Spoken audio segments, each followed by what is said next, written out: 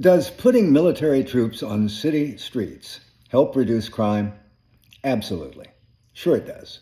But that's like saying Mussolini made the trains run on time. Stalin had very little street crime. Most of the murders in the Soviet Union at the time were committed by him. Hitler, likewise. No doubt the same is true in North Korea today or China. But what do you have to give up for that temporary benefit? Or do you plan on it being temporary, Mr. Trump? If you plan on having a permanent military dictatorship with armed forces patrolling our cities, why don't you tell us?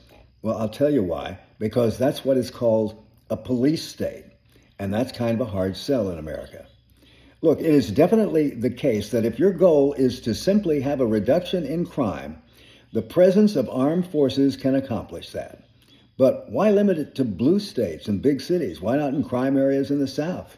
Alabama and Louisiana have the highest homicide rates in the nation. Crime doesn't just exist in big cities, whose mayors tend to be black Democrats. When you see states like Alabama or Georgia or Mississippi, they have the highest crime rates in the nation. But most of those states in Dixie are run by Republicans. Democracy is messy. Freedom is messy. But the bargain we make for those freedoms is that our trains might not be as punctual.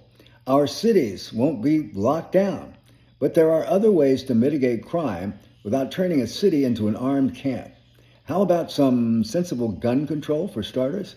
Or is that too much to ask?